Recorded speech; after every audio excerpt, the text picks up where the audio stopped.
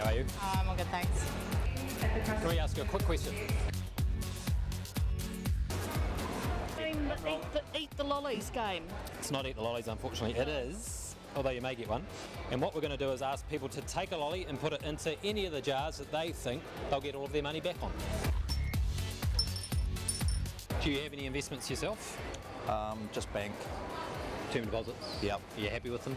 Yeah. Do you take a lot of risks? Well, I do. I don't know about her, but What about KiwiSaver? Are you No, I don't have anything there. Yeah, I'm self-employed, so What sort of risks? look, I'm prepared to go with a company that might have something in it for me now. When it comes to making investment decisions, Yep. what's important to you? I think the most important is profit. At times, have you lost money? Yes, I have. Yeah. Do you like to take risks? We never have any spare money to invest, so yeah. All right, this man is sure to want to take part. Oh, so we've just got a quick pop quiz for you. No, thanks. I think what I'll do is I'll spend some on gambling, some on drugs, some on wild women. I'm just going to blow the rest. Do you know what you do with your money when you want to get some extra money? I think that you ask the bank for a loan.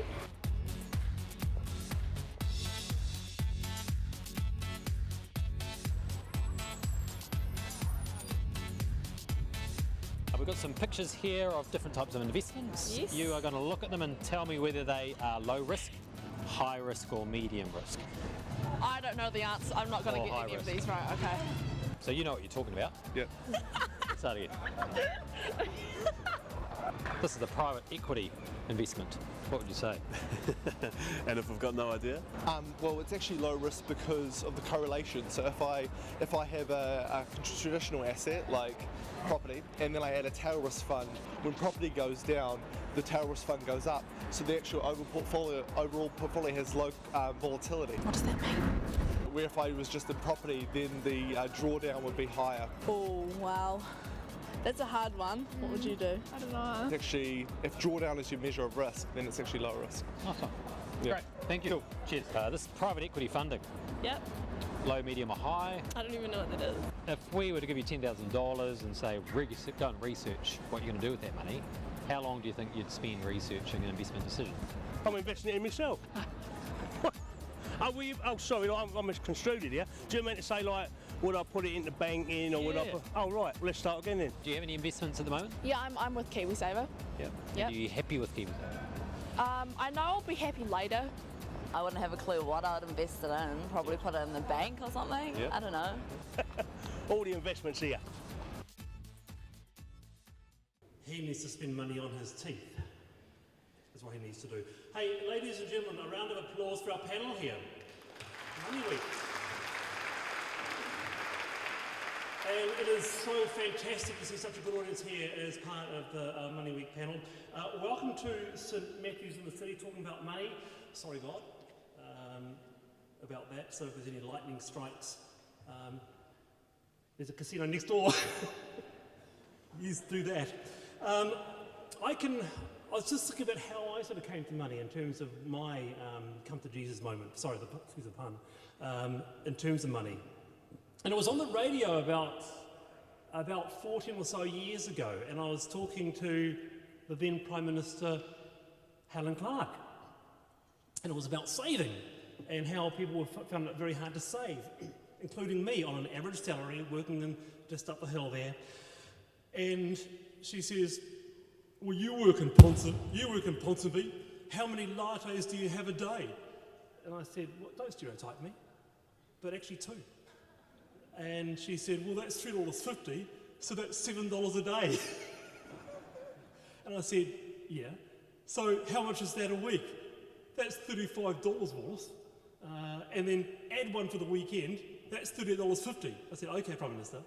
So how much is that a year? I said, I don't know. She goes, let me have a look. $2,002. And I came out of that studio thinking, God, it was kind of an epiphany, really. It was, here is this money that's been wasted. So you know what I did? I bought a plunger.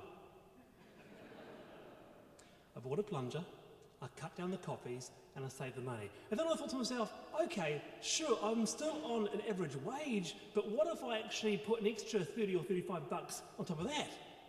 So by the end of the year, my God, for the first time in my life, I had savings. Almost 5 grand. Round of applause.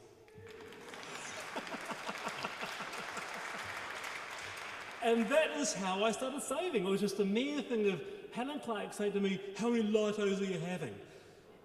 And I took the first steps. And when I saved more, I felt it was psychological. I found myself being proud of myself. For the first time in my life, I could save money.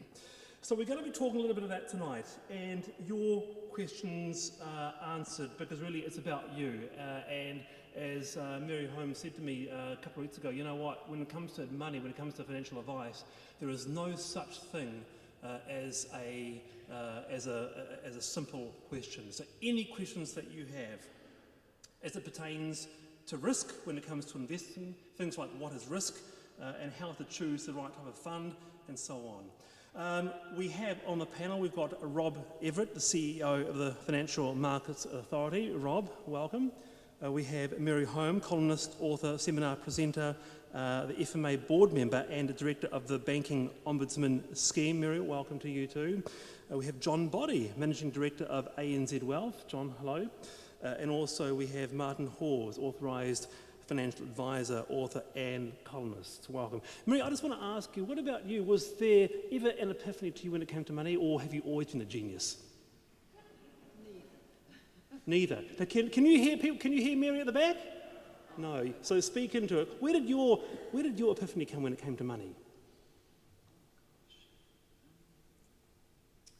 Or did you have one? Perhaps not. Let's see if anyone else. What about you, Rob? When did you start saving? You caught me on the hop there.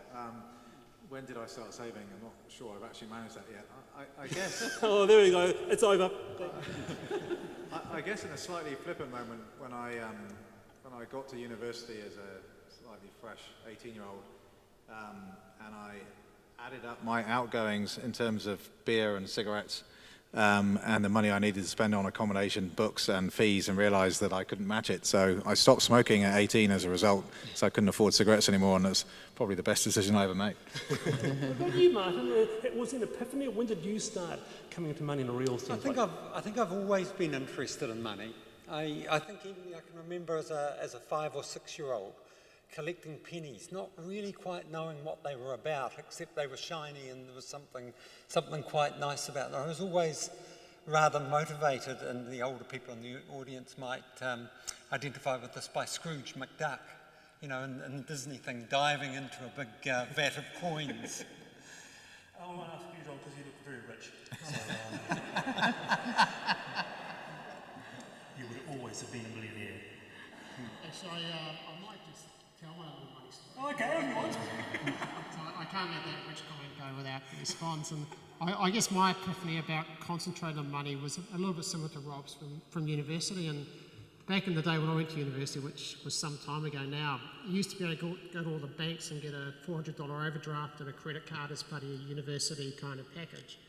And by the time I finished university and I had 5 credit cards and 5 overdrafts, I kind of realised that this debt thing with no income was a dumb idea. And from then it kind of led me to a career, I guess, thinking about finances. You and see, saving. people are real. Even John. Did he cut them up? I cut them up and eventually managed to kind of repay those very generous and patient banking institutions. Right. Hey, before you get into the first video clip, I just want to ask you the simplest of questions, because this is really what it's all about, isn't it? And that is to you, Martin. What is risk? Risk is the chance that you won't meet a particular objective.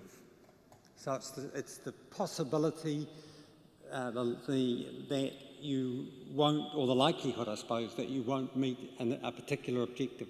Now, one important thing comes out of that, and that is that you have to know what the objective is. Because how do you know what your risk is if you don't know where you're going? And I'd liken that to taking a journey. I do a lot of mountaineering, and if I don't know what the objective is, the summit of some worthless bit of rock or snow which is much higher, then how do I know what the risk is going to be to get there? So I think money starts with goals or objectives. Do you agree with that, Lou? Yes. What about you, Rob? I mean, why is it important for New Zealanders to understand risk in relation to investment? Yeah, so yeah, much the same. So I think one of the key things about thinking about risk is, to Martin's point, what is it you're trying to do? It's a risk to what? What have you decided it is you want to do? What are you saving for? What are you investing for? Where are you trying to reach? And then you have to think through, how am I going to get there? And what are the various risks of each of the different routes that I might take to get to that point? So yeah, much the same. Look, we took to the streets a few days ago, the Money Panel did, and we asked this question.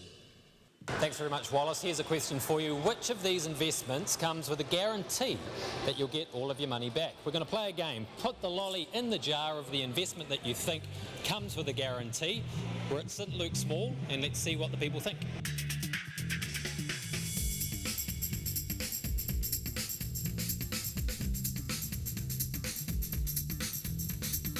you want to play our game? Sure. I'm going to choose Kiwi Saver. Bonds will come with some sort of guarantee. Term deposit will come with a guarantee.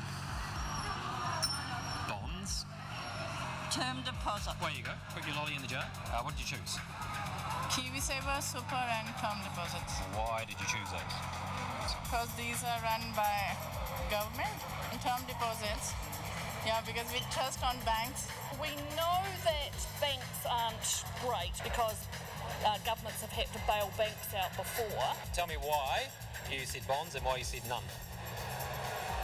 Bonds because you just make sure you will get the same amount that you pay. Do you know the answer? Is the answer none? Yeah. As far as I'm aware, the government back up the banks for term deposits. Keep going. And the bonds, they're government issued. So if the government falls over, the whole world falls over. Bonds and Kiwi Saver. And why have you chosen those ones? Probably something that I've heard friends talking about. Yep. None. I don't think you can get all of your money back on any of them. It's the answer. Oh, thanks. The results in a nutshell are only one person knows that there is no guarantee on any of those investments there on the table. Kiwi Saver, people thought there was. Super and term deposits as well. Shares and bonds, not so much. Back to you, Wallace. Only one person knew that there was no guarantee. Is that a surprise to you? It's not a surprise, but it's a worry. I mean, there's been other research to suggest that too, but it is a concern. Yeah. Why is it a concern? Well, because they might take more risks than they otherwise would with Kiwi Saver, for example, thinking that if things go wrong, the government will bail me out, and in fact the government has not said it will. No. What do you take from that, Rob? I think it betrays a sense that I feel is particularly prevalent in New Zealand, that someone else is always going to back it up and that the government is always going to save the day. And actually, if you look at developed economies around the world, governments are actually pulling back from saving on behalf of people or providing pensions on behalf of people. So I think it gives away that sense that someone somewhere is going to sort me out if it all goes wrong. What about the other thing, Martin, was many understandably said that residential property was low risk. Yeah. No, it's not. Residential property is in fact high risk. It's an ownership investment. That is, it's an equity investment. You own it. It's highly concentrated, just on one property in one asset class. Hang on, Martin. This is Auckland. These people's properties are rising up. This is Auckland. My property, Waterview. Boom! Yeah. But that's the returns. But what risk are you taking for that? And that's what you have to keep coming back for. I'm not risk averse, providing that I'm being well rewarded for that risk. But where you are getting a high reward, and you have been in property in Auckland, not in other areas of the country, by the way, but certainly here in Auckland you have been, then that almost tells you that it's high risk. It has very little income, And it's a very opaque investment. It's not transparent at all. And my guess is that residential property's volatility, the ups and downs it has, is probably every bit as much as shares. It's just not put to the test every day like shares are. Shares, you can see it right in your face in real time. Hands up those who are thinking, you're dreaming, mate. No? It's got to be somebody. I think there is another aspect to it. If you kind of think about what your kind of grandma and granddad told you, don't put all your eggs in one basket. And I think the thing with residential property, a lot of us do put our eggs in one basket, and because property has effectively, been a pretty well-performing asset, we think it's safe and we don't diversify. But the risks around property not only come through the price, but they come through the capacity to sell it. So if my retirement plan is a residential investment property, and I turn 65 and I happen to be unlucky and go into a market downturn or a recession or a GFC, there's not many buyers for my property, and how do I then fund my retirement savings in that environment? So I think the key for property is it plays a role, but it also plays a role alongside your liquid investments and the cash you can get hold of when you know you need to get hold of it. There's another point about property too, and that is that people tend to borrow to invest in property, but these days they don't tend to borrow to invest in shares. They did in the 80s in New Zealand, but not now. And once you borrow to invest in anything, you raise the risk a lot. The more you borrow, the higher the risk. And I mean, for example, I know a man who had a rental property up north. He lost his job, so he couldn't cover the gap between the rent that was coming in and the mortgage payments. Had to sell the property and sold it for less than the mortgage. The prices had gone down in the meantime, so he's left with no property and a debt to the bank. That is really high risk stuff. It's a lot worse than just losing your investment. You've also left with a debt. So anything that you borrow, anytime you borrow to invest in anything, it raises the risk a lot. This, just back to that video piece, Rob, there was a bit of confusion there. 52% of respondents said that term deposits come with a guarantee, and 42% said KiwiSaver was guaranteed. Just coming back to that, your thoughts on those numbers? Yeah, I'll take the KiwiSaver one first, if I may. KiwiSaver is relatively new, but we are constantly surprised by the lack of understanding about what KiwiSaver does and what KiwiSaver doesn't do. And I think for over 40% of people to think that the government is standing behind that, that is a worry. And so the regulators, the providers, the media, everyone needs to keep pushing the message that you're not guaranteed any sort of return out of that. The bank deposits one is a little bit more tricky, and we were talking about this beforehand. Obviously, there was a period, relatively short in New Zealand, not that long ago, when some deposits were being guaranteed, and that may have caused some confusion. In a lot of other countries, deposits are guaranteed up to a certain amount, so that may cause some confusion. And it may even be that the way that question got asked, when people are thinking, what do they mean by guarantee, they meant that the structure of the financial product was I get my money back at the end. But no doubt, I still think there's an element of confusion here that the government is going to back up term deposits, and people need to understand that that may be a relatively low-risk, safe place to put your money, but it doesn't mean the government is going to hand you a cheque if the bank in question falls down. There's a bit of, 150, 160 people here tonight. Hands up those who are on KiwiSaver. Wow, that's about 4 of you there. I just realised I'm not. Really? Oh dear. I had advice from Helen Clark about the two lattes, but I've got to get some advice around being part of KiwiSaver. But are you buoyed by that? That's about 70% of people. It'd be interesting to see a show of hands of those who are not in it. Not in it? Yeah. Yeah, It'd be way too risky to say that it might be because of some people's age. Wouldn't dream of saying that. Why aren't you in KiwiSaver? I'm probably the wrong person to ask. All right, okay. Why is that? Because I'm a fund manager. Okay, I see. You should definitely be in KiwiSaver then. Of all the people, fund manager. Are you a fund manager too? I'm the wife of a fund manager. Oh my God, this is turning terrible. What about you? You don't look like a fund manager. Well, actually, I'm an investment advisor, but I will answer the question, and the answer is that I've got my own personal superannuation fund, which is I've organised myself rather than using the KiwiSaver product. That's right. That's what I'm doing. I'm organising myself. Yeah, but Wallace, I was thinking about your latte story and your $30 a week, which roughly comes to about $1,500 a year, which would actually qualify you for the government FTC credit, which is another $520 odd on top of your savings. So all of a sudden, year one, you're probably a bit healthier because you haven't drunk all those lattes, and you've got $2,000 in your KiwiSaver account, and I guess you're on the road to retirement savings.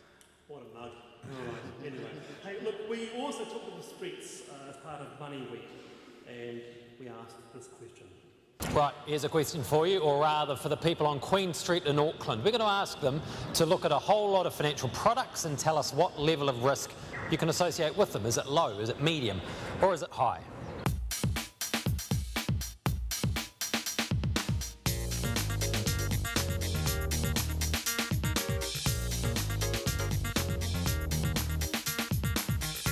Here you go, that's the term deposit. It's low. It's low, very good. Housing.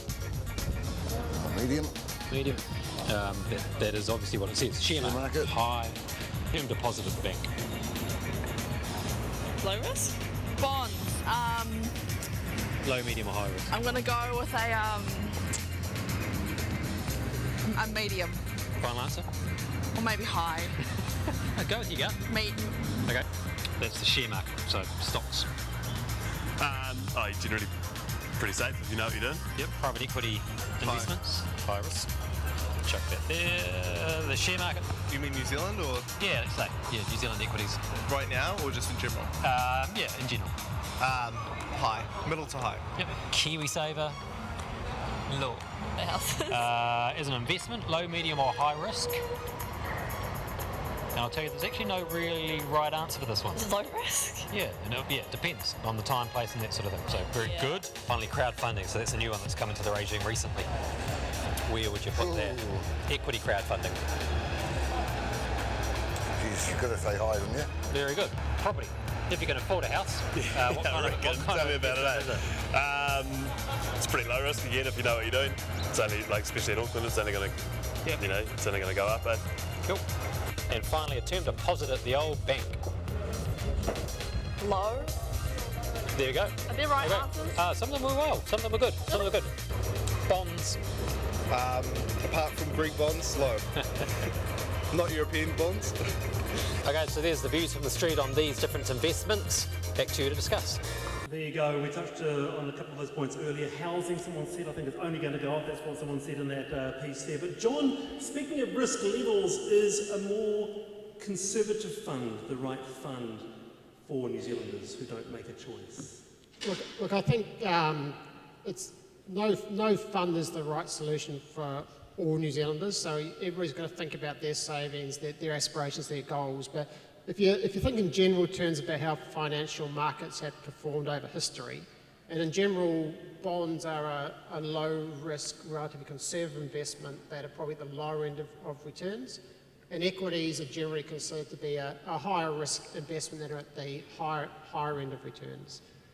Now, we believe that generally as a guiding principle, if you're a younger person, you're going to be in the market for 45 years, you join KiwiSaver at 20 with an aim to be there at 65, you need to be in a more balanced portfolio, or more probably start with a growth portfolio, then become relatively less aggressive as time goes on. Albeit if you're looking to buy your first home, you need to have that as an influence in your decision. The numbers we worked out is that the difference between being in a conservative portfolio all that 45 years versus being in a lifetimes approach where we gradually move you through a risk profile from growth through to balance when you start to need your money is about $90,000 to the average KiwiSaver investor. So it does make a difference. So we don't believe that the conservative is the right default. We think we should default into an age-appropriate asset allocation. And then the role of advice in your own personal circumstances is then to work out, is there an alternative solution? Well, how do you get that advice, Phil? I mean, age appropriate. Well, there's a lot of ways to get advice. You can go to your bank. A lot of people go to their banks for advice, and a lot of financial advisors are with banks. We have an excellent and maturing independent financial industry in New Zealand, of which Martin's an example. And there's many qualified now advisors under the FMA regime that provide excellent advice. You can go to tools like the Sorted website, which gives you some opportunities to do some modelling on your own scenario. Most of the banks or the providers have good information. So there's places to go for advice and knowledge. So don't think advice is not available. You just have to seek it out a little bit. I want to talk a little bit about differences in gender, if there are any, and this was the research that was borne out from the Financial Markets Authority research recently, saying that men were more likely than women to want the best return, women more likely to want to maintain all the original money invested. So what is that, men are more risk takers? Did that surprise you? What can you speak to? A lot of research shows that. And it's probably what most people would intuitively think anyway. All around the world, women tend to be more conservative investors than men. Martin made a point earlier that it's possibly partly because women take time out of work, but I don't think that's the driving force. Look on a ski slope. Look who's coming down the very steep slopes. I think men take more risk in all sorts of realms. Yeah. I just wanted to say one just quick follow-up to what John was saying. The KiwiSaver Fund Finder on the Sorted website is a really good tool for helping you work out what is the best KiwiSaver fund for you and which provider. Give it a go. It's really good. And can I just come in with one thing on the right fund for KiwiSaver as well? There is a business being launched, I think it's on Friday, called Kiwi Savvy. And I think it's for $90. They are going to tell you somehow or other which fund that you should be in. Now, it's run by a man called Binu Paul. I don't know him. I don't know the offering. I'm not endorsing it or anything like that. But if he can do that for $90, that would be perhaps the best investment you can make. Start thinking of your questions later on. We're going to be having going to the floor and getting your responses. So any question that you like is a rare opportunity. What a star panel tonight, Rob. Yeah, I just wanted to add a layer to what we've been discussing there about choice of KiwiSaver fund, and it also picks up on the conversation we were having about property, which is everyone needs to look at this in the round, right? So if you look at what your other investments are, what your other exposures are, that actually may have a significant impact on what is the right KiwiSaver fund for you, or even whether you should be in KiwiSaver fund at all. So a lot of what we're talking about in trying to encourage people to consider the risks to their goals in making their investments is looking at all the different pieces of the jigsaw that you've got and working out, well, if everything else I've got is very conservative, then maybe I can take a little bit of risk with this disposable income. If it's actually not really disposable income and you're actually going to need it for something, that will change again where you're going to put it. So I think whether it's KiwiSaver, whether it's property, whether it's investing in equity markets, you have to look at your overall situation and work out how it all fits together. One thing I want to talk about too is debt. Who's got a credit card in the house? Hands up. Yeah, I've got one too. Who hasn't? Who doesn't use credit cards? Oh, I've got it. No credit cards. It's Dundee.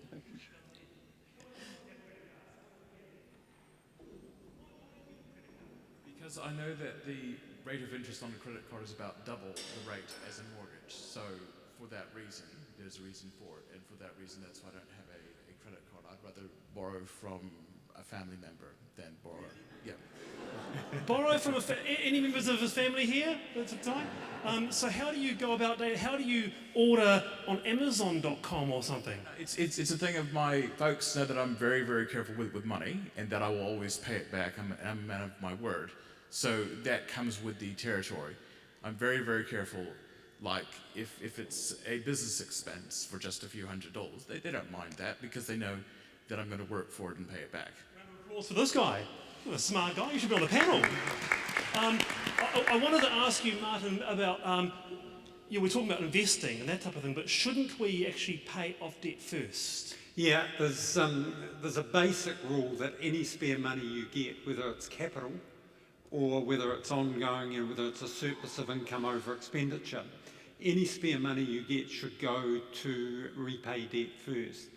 There's one or two exceptions with that, and the big one is KiwiSaver. And I am very happy for people who have mortgages or maybe who have other debts to go into KiwiSaver, because the subsidies are so good that the returns, and that makes the returns so much better, that you are actually better to go into KiwiSaver even while you have a mortgage. But the general principle still stands. KiwiSaver is just the exception. General principle is you pay off debt first. You've written 3 books on KiwiSaver. Do you agree with that? Yes, I do broadly agree with that, but I think if you've got a mortgage, then be in KiwiSaver only enough to get the incentives out of it. In other words, put 3% of your pay in, not more, unless you're earning under about $34,000. If you're earning less than that, then you want to be putting more in to maximise the tax credit. You want to try and get 1,043 in there. But I was just talking to a man earlier today, actually, who's putting 4% into KiwiSaver, and he's got a mortgage. And I said, well, if you really want to do the optimal thing, cut it down to 3%, go to your employer, get it cut back to 3%, and put that extra 1% into paying off the mortgage. That's the smart thing to do. Should be testing, writing down this advice.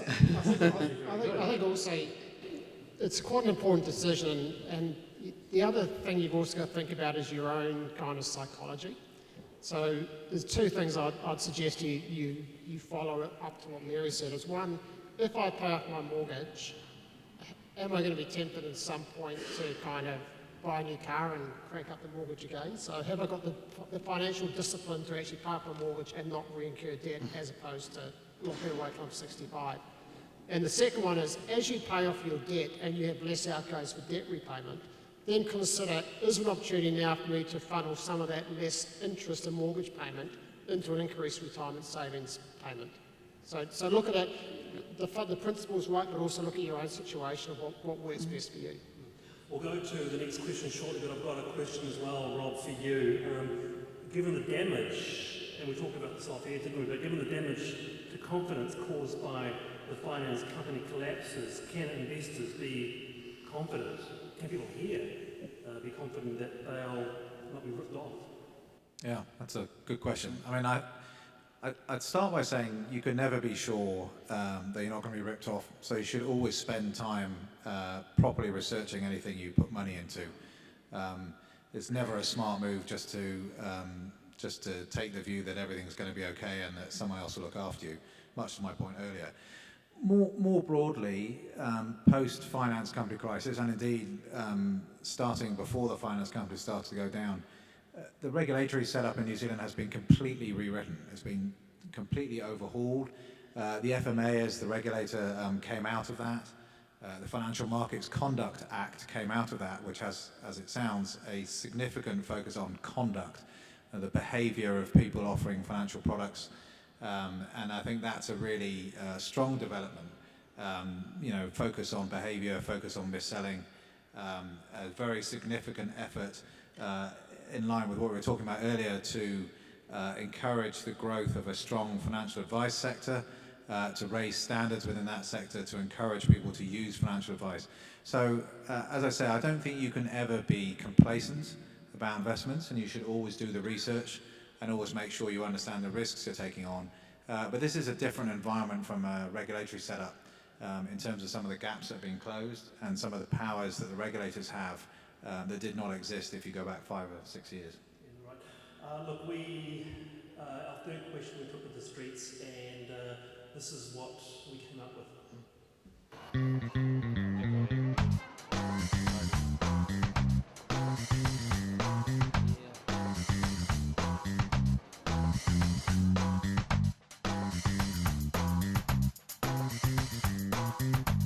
when it comes to investing money, Yeah. what's the most important thing to you when you're making a decision on how to invest? Being well informed. Welfare, longevity, does it make any difference? What's the return? What am I going to get down the road? What are some of the benefits of that right now as well? Like, do I get like increments on it? That sort of thing. Over here. I tell you what, I It'll take you 2 minutes. I'm 2 in minutes. such a hurry. It's about your future. I know. Slightly hypothetical question. In the future, though, this will be very, very important. When you make an investment, or maybe you already have, what's important to you when you make an investment? Profits of it, obviously. Making sure it's secure investment, making sure I'm not going to lose too much money on it if it goes wrong. I wouldn't invest it. What would you do with it? Save it.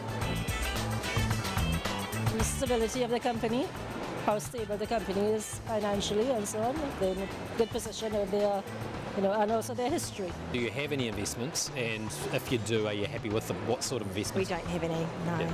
KiwiSaver? Oh yes, I do have KiwiSaver, yeah. It's an investment. Yeah, true.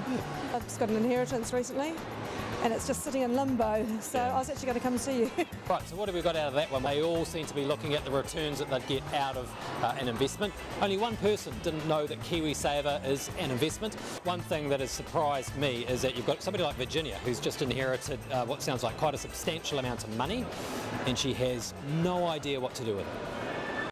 There you go. What do you reckon, Mary? Do you reckon people see KiwiSaver as an investment? Look, I don't care if they do or don't actually, whether they see it as a savings or an investment. It's just, they're just words. Doesn't matter what you call it, as long as you're in it. What about you, Martin? What about that question there? What's the most important thing to you in deciding how to invest? Well, there's an old investment saying which says that your first return needs to be the return of your capital. In other words, it's a safety first kind of approach. And as I said before, I'm not particularly risk averse, and I will take risks where I think that the reward is going to be good enough. But there's nothing really that can save any of us from the odd instance of basically criminal behaviour. And Rob was talking before about regulation. Well, I've lived. I started investing back in the early 80s. I lived through the 80s boom. I suffered the 1987 crash, and I've invested all the way through there. 2011, our financial advisor regulations came in. I sensed that the public was starting to gather some trust. And then David Ross came along. Or he didn't come along, he was uncovered. And I think the public's trust in the financial services industry took another big hit with that. Yeah. What about, Rob, what about volatility? I mean, is that an issue when deciding how and where to put money? Yeah, absolutely. So again, some of what we were talking about earlier about investing in property, investing in markets, one of the things that you want to assess when trying to judge the risk of investment is the extent to which it goes up and down and over what sort of time horizons, because you have to map that against what it is you want at the end and when that end is going to occur.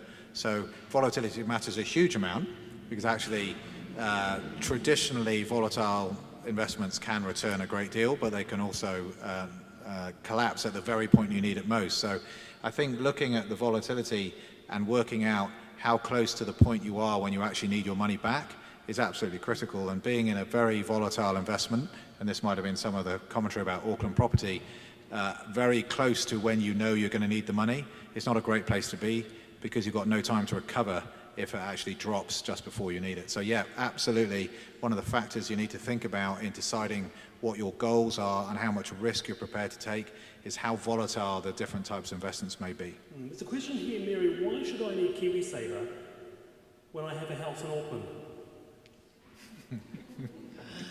Well, as Rob's referred, a house in Auckland right now is a little bit of a worry. I mean, if it's your home, it's a whole different thing from if it's a rental property. If it's your home, in a way, it doesn't really matter whether the value's gone up or down.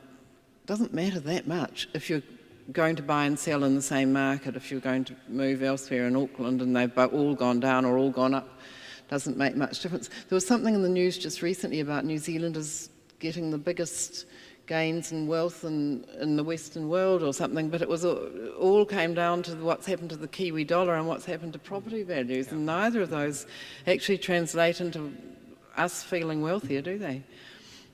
What you off air you had a bit something to say about another piece of advice or research that the Financial Market Authority did, and that was how long people did their homework. Now, 50% said they would take a day or less to choose where to invest 10 grand.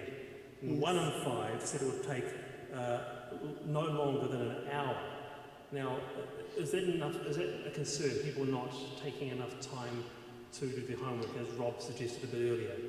What do you think? No, I don't think it is a concern. It depends on if you've got a mortgage, for example, and you might be able to answer that in a flash. If you've got $10,000 or $100,000, an awfully good thing to do with it is to pay down the mortgage. And so the fact that I don't take a long time to think about that, it doesn't mean I'm not financially literate at all. It might mean the exact opposite. Yeah, and I don't have a mortgage, but if I did have one, it would take me 5 seconds to know what to do with $10,000. That's to put off against the mortgage.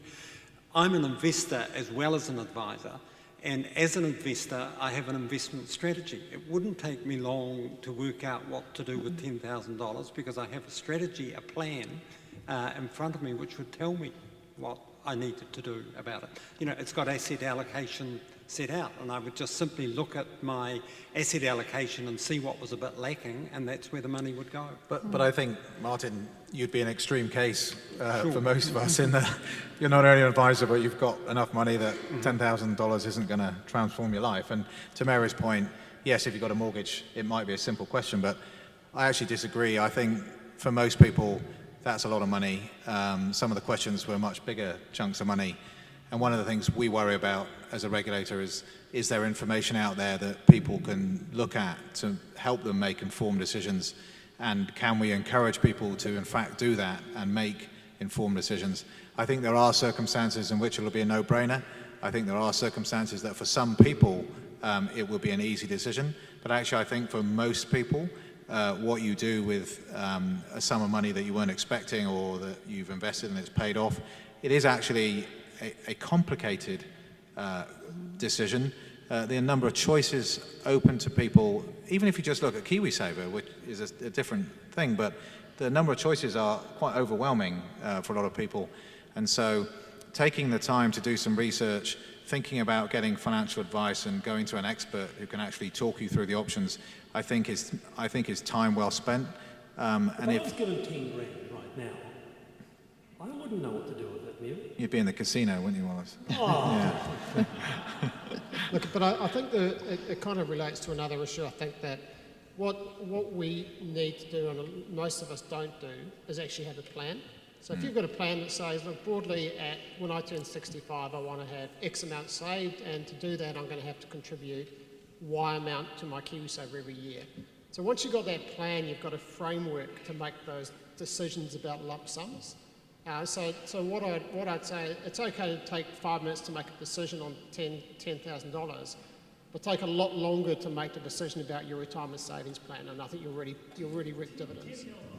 I'm fascinated. 10 grand instantly. If you had $10,000 given to you this evening, and you won't have, by the way, what would you do with it? I would do exactly as Martin has described. I'd look at my asset allocation and make the decision, go for an underweight area in my portfolio. What about you? $10,000 this evening. And by the way, we are not giving away 10 grand, but if we were, what would you do with it? I would repay the mortgage.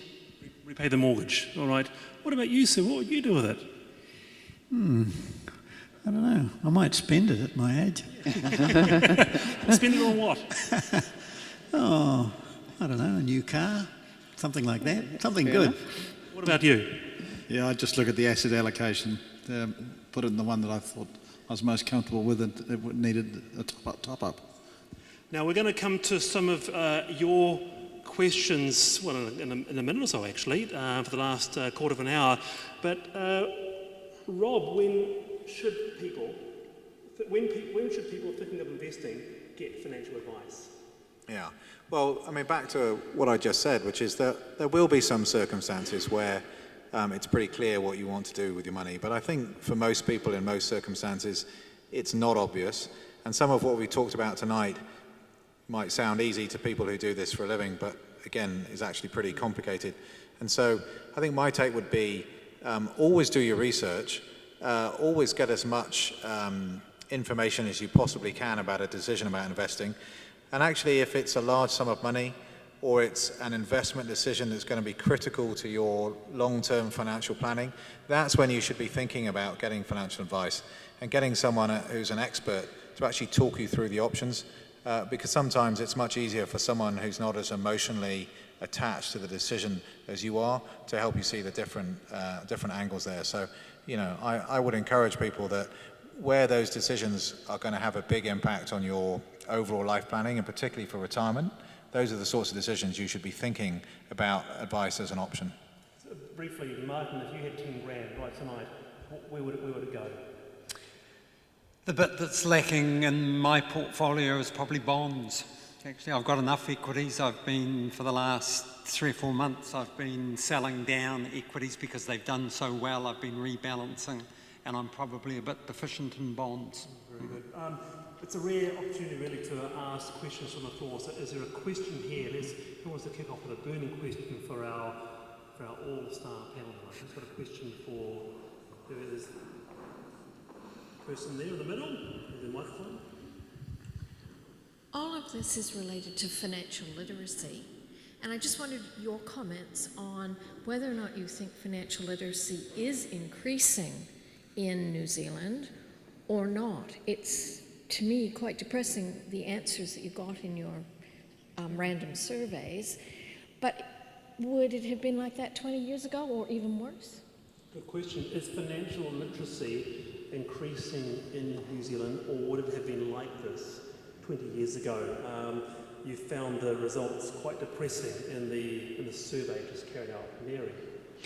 I think KiwiSaver's really helped financial literacy hugely because it's got people out of investing in only bank term deposits or rental property or paying off their mortgages. It's got a lot of people into share funds and bond funds, and as their amounts are growing, there'll be some of you in the audience who've only got a few $1,000s in, but a lot of you that have got quite a few $1,000s in now, and you're going, hopefully starting to take an interest. At the risk of repeating myself, the KiwiSaver Fund Finder will tell you exactly what your fund is investing in. It'll tell you the types of assets it's in and the 10 biggest investments. Go and have a look at it, and you learn a lot through that. Yeah, so if you look at the global research, the OECD research, actually New Zealand is no worse than most other developed countries, and in fact somewhat better. Yeah. That doesn't mean the results are anything anyone should be pleased about. I think the levels of financial literacy in most of the developed world are pretty stunning. But I would agree with Mary, I think that KiwiSaver, maybe not yet, and maybe some of the research at the moment shows people still don't quite know what it is. I think one of the long-term benefits of KiwiSaver, we hope, will be people paying more attention to what they're invested in, how they're invested, who the providers are, why they'd be in one scheme rather than the other, and the basic operation of financial markets. So it does have the potential to really transform people's interest in not just sticking it in a bank or sticking it under the mattress, but actually investing. So I hope that's one of the outcomes of KiwiSaver. Right, another question for our panel. Who's got the next question? There's a gentleman on the side. Yes, like the panel's comment on, doesn't government legislation, e.g. tax rules, regulations, favour property investment? Look, the FSC, which is the Financial Services Council, they did quite a large piece of work early this year, and their view was that KiwiSaver especially, and investments like KiwiSaver were unfairly treated as opposed to property. So I think if I look at New Zealand, I'd say yes, I would agree that we need more incentives towards KiwiSaver to create a level playing field between property investors and financial markets. I think property investment is a misnomer, because property is not really an investment. When I think of an investment, I think of something as fairly passive. I put my money in and I wait for a return. Property is really a business, and it requires a lot of active management and a lot of time. And if you compare property as a business with other businesses, then it is not unfairly advantaged, because the rules that apply to property investment, so-called property investment, are exactly the same as they are for any other kind of business. All right, next question. Who's got a question for us? Is a gentleman with no credit card. Yes, my question has to do with the conventional wisdom that if you've got 40 years before your retirement, you put it in growth. If you've got 10 years, you put it in conservative. My concern about that is if someone's starts off with, say, 1,000, and they say, okay, I want the whole thing to go into shares, they might get a return, but the fees are going to be a huge amount. Wouldn't it make a little bit more sense for them to start off with conservative, and then when they've got like maybe 50,000, then put it in growth? Because yes, they'll pay fees, but the 50,000 multiplied by the interest will make it worth it. Right, starting conservative and then putting into growth as you age. Mary, what do you say to that? To be honest with you, I had trouble hearing what you said, so maybe it should go to other panel members. I couldn't quite catch it. The echoes are bad. Yeah, I didn't catch all of it either, but actually a point that I would make, which I think responds partly to your question, is remember, you don't have to put all of it in any type of fund, in that you can spread it across different types of funds, conservative growth within one provider. And your point is a fair one, which is everyone always assumes that over a long period the growth funds will return. But again, as we explained earlier, if you're unlucky and you're getting that investment mature at a very point when those markets are down, that may not work. So that's why the conventional wisdom is to go more conservative towards the end. But, you know, again, I made the point earlier, you have to blend everything you're doing in that space together to make sure that as a whole you've got a sensible investment picture. And that may mean that some element of what you invest is somewhat speculative and high risk or growth, and some of it is more conservative. And I think that's the way to look at it. Yeah, I think also there is another layer in terms of the fee, your comment around fees. You know, the evidence over the long-term history is based on after fees. So it's the after fees returns that are actually what matters to you as a saver. So the history has shown after fees returns in the you know, more aggressive funds have been higher. And the second thing is, as an investor starting out, and you start out and you've got your first $1,000 invested, you're a net buyer or a net investor for quite a long time as you continue to drip feed into your KiwiSaver account. So even if the market does go a little bit lower at the start, it's not a bad thing for you, in that it gives you an opportunity to buy your longer term investments at a better price. Just on the back of your comment, a little bit about diversification. I mean, Mary, that classic cliche, don't put all your eggs in one basket. How important is that? Awfully important. Well, one of the basic messages, and pretty much every KiwiSaver fund has got a nice spread like that. Having said that, you still, if you're in, say, a high-risk KiwiSaver fund, it is still going to do what Rob refers to. It's still, the whole share market goes down and up again, and so on. When it goes down, do you get worried, or what? Well, hopefully not. That's the worst thing to do, is to bail out when it's gone down, and unfortunately that's what a lot of people do. In KiwiSaver you can't bail right out, but you can move to a lower risk fund. So if you're going into a high risk fund and then it goes down, please don't bail out at that point, because that's the worst time to get out. So if you're going into a higher risk fund, you've got to promise yourself you're going to hang in there. One other just quick point, in addition to what Rob was saying before about when you get to retirement, you don't necessarily want all your investments to be at age 65 to be low risk, because these days we're living to 85, 90, 95. You want the money you're going to be spending in the next, say, roughly 10 years to be low risk, but money that you're going to be spending later on in retirement, you want to keep that in high risk and gradually move it down year by year.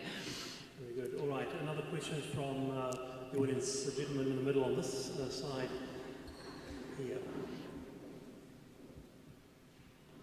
Hi, so again, more of a comment than a question. You know, while I appreciate and think it's great that you've all come here to give your time, I think, judging by some of the comments from the audience this evening, that the awkward reality is that the people that need to be sitting here and perhaps watching the show are not going to be. And those are my thoughts, and I thought, can you comment on that? It's a great question. The people that perhaps should be watching this or being here perhaps aren't. What do you reckon, Mark? Yeah, well, we're preaching to the converted. I couldn't agree more. And it's very tempting to say that financial literacy needs to be taken into schools. And, you know, I would love to see that, but with the caveat that that wouldn't be easy because you're loading yet another subject onto the curriculum of teachers who may or may not know an awful lot about the subject, and to an audience being children for whom money may or may not have terribly much relevance. How hard can it be, though? I mean, for example, growing up in Monterey, where I'm from, South Auckland, and I had a little elephant as a piggy bank type of thing, and it was a bank initiative, and from the age of 5, I learned how to put a penny in, and I had a savings thing didn't last for me, but I got the knowledge of saving, the whole idea of learning young financial literacy, so perhaps we can speak to this gentleman here who says the people who should know about this aren't here. It is true, but there's a couple of things. Like KiwiSaver is a great opportunity for children. You can enrol your children, they get the government grant, and you can start to explain to them when their KiwiSaver reports come in, what's happening to their investment, what they're invested in. So there's opportunities like that. But I do agree, there is a mountain to climb to get all New Zealanders with the right type of financial advice and the right financial plan.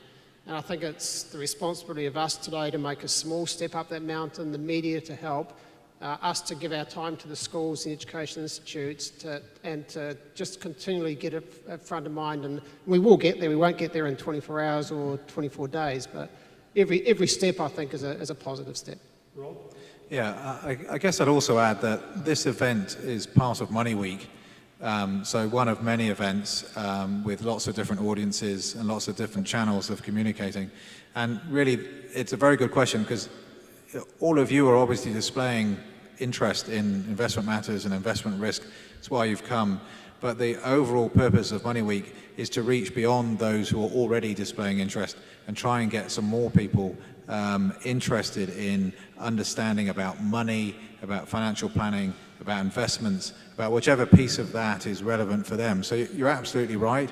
And part of the reason, we have a camera here tonight, part of the reason we've been publicizing it in the press, part of the reason we hope to get some press interest is to push that message as far out as we can and to keep doing it because that's the only way we're actually going to move the needle on the dial. Time has really flown. We've only got a couple of minutes left.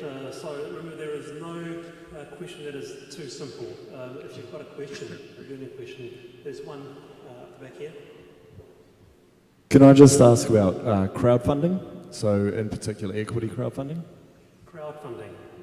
Any aspect in particular with crowdfunding? I'd just like comments Cool. from the panel. Shall I take that one, given we have licensed the first crowdfunding operations? So under the new legislation I mentioned earlier, a lot of focus on new ways of allowing companies and individuals to raise money, but also providing more investor choice for New Zealand investors. But what is crowdfunding? What is crowdfunding? Well, so crowdfunding actually grew out of some charitable endeavors where people could sort of chuck money into a good cause through online mechanisms.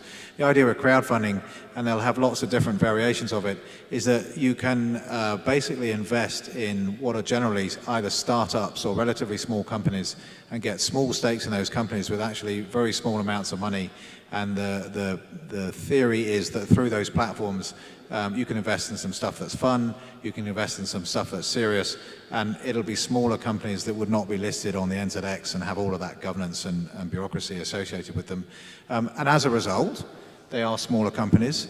They tend to be less mature, there's less clarity about their business prospects, and so they would be deemed by most advisors to be higher risk, generally speaking.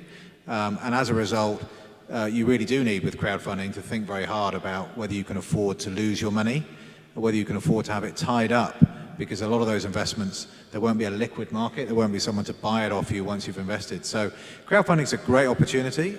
It's a great opportunity for some of the companies that will use it, and it's a great opportunity for people to invest. But it's a classic example of an investment where you've really got to think about how that fits with your long-term goals for your money. There is one quick question, one burning question if anybody has one. There's one brief one right here.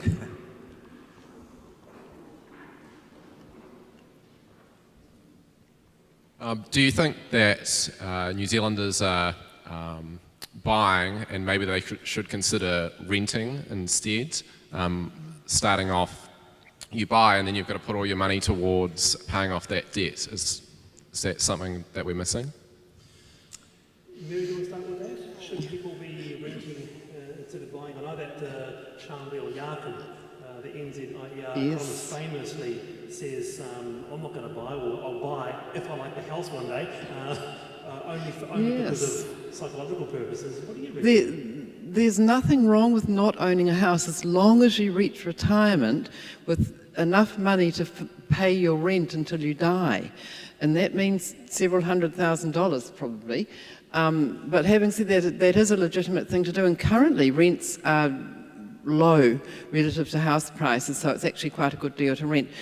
One more quick thing though, if you do want to own your own home, and there are a lot of psychological reasons rather than financial why people want to own their own home, and they're totally legitimate. By far the best way to do it is through KiwiSaver, because you're getting, you can put your money in and then you can also take out money the employers put in, take out, as of next April, most of the money the government's put in, and all the returns, so you're going to get far more for your, even if you're not eligible for the subsidies. And if you get the subsidies as well, it's a terrific way to save for a first home, in short. If you do the numbers, and I've done this 2 or 3 times over the years, if you try to do the numbers between owning and renting, and when you're renting you're investing, obviously, they come out pretty square. Yes. It's a really difficult calculation to do because you're making a whole bunch of assumptions, and that's not easy. But they tend to come out pretty square. The one thing that home ownership really does have is discipline, because bank managers get really grumpy if you don't pay the mortgage.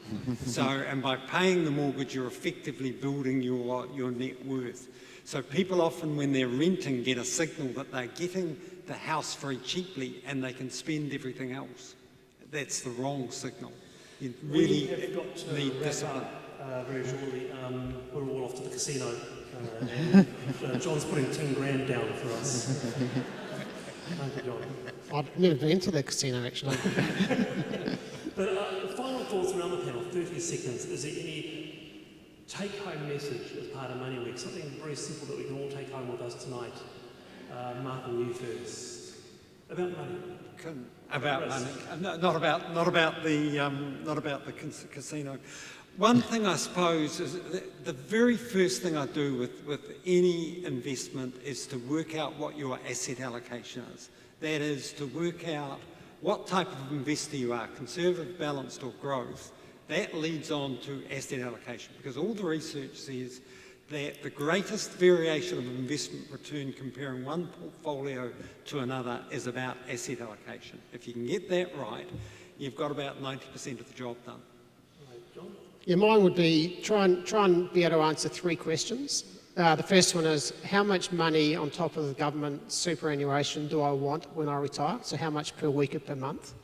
The second question is, to get that much every week and month, how much of a lump sum will I have to have when I retire? And to get that lump sum, how much do I have to start saving today and next week and the week after, and what type of fund to have a good chance of getting there? All right, Mary, what about you? Diversify. In terms of owning lots of different shares, for example, and lots of different bonds, but also owning some shares, some bonds, some property. Diversify, and Rob, how about you? Yeah, for any investment, how much of it can you afford to lose, and when do you need it back? Hey, look, a round of applause for our panel here tonight. Rob Everett, Mary Harden, John Body, Martin Hawes. I do thank you to the Financial Markets Authority, and thank you so much for coming out this evening. Really appreciate it. Thank you. Thank you.